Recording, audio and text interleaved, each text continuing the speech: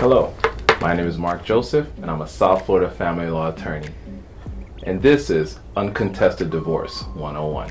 This video is specific to a situation that comes into my office fairly frequently, where you have two parties who are ready to divorce.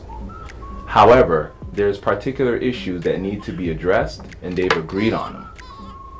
However, they're not quite sure what it is that needs to be put into an agreement to make sure that the courts honor or allow their divorce to go through.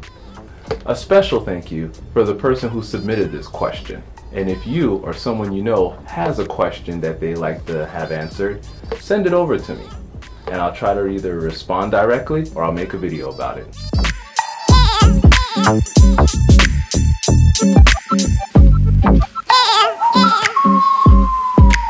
The first thing I'd like to do is describe the difference between a simplified divorce and an uncontested divorce. A simplified divorce by law is when two parties are married and they have no assets or children together and they simply want to get divorced. While there are a healthy few who have this type of divorce, a lot of parties will have one or two things that they need to be figured out. Specifically, minor children. In the state of Florida, to get divorced, the courts have to address and adjudicate issues involving minor children, which include shared parental responsibility, time sharing, which would all be emphasized in a parenting plan, as well as child support. Although the courts have to adjudicate the issue, it doesn't prevent parents from agreeing to this on their own. There has to be certain provisions covered in that parenting plan for the courts to legally be able to adopt it. One of those things is parental responsibility. I've covered this in a previous video, however, I'll reemphasize it here. Parental responsibility is the rights and responsibilities of having the minor child and the decisions being made for the minor child. In most cases, this responsibility is shared. However, you can also have it that only one parent has that particular responsibility, or divide them up depending on certain topics such as education, medical decisions, or even religious decisions. This provision must be emphasized inside that parenting plan. Another thing that has to be emphasized is a time-sharing schedule. Too often, I would have parents want to include as part of their parenting plan, both parents will liberally exercise time sharing. In a proper parenting plan, this is not enough. The parenting plan must include a time sharing schedule which emphasizes on what days and times each parent will have the minor child. Now, that being said, because you have this in writing, most parenting plans also include a provision that says both parents will work together and agree to deviate or be flexible with the other to allow time sharing to deviate from the original agreement.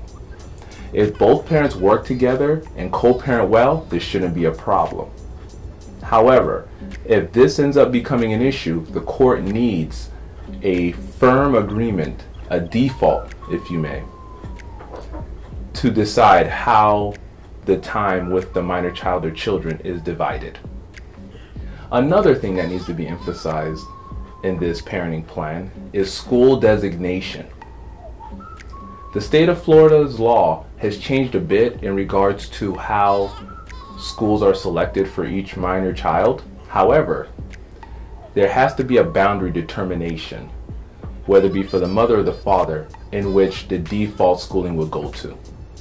In other words, whose address is going to be used for the child to go to school. The same thing has to be done for other legal purposes. What that means, we're not quite sure.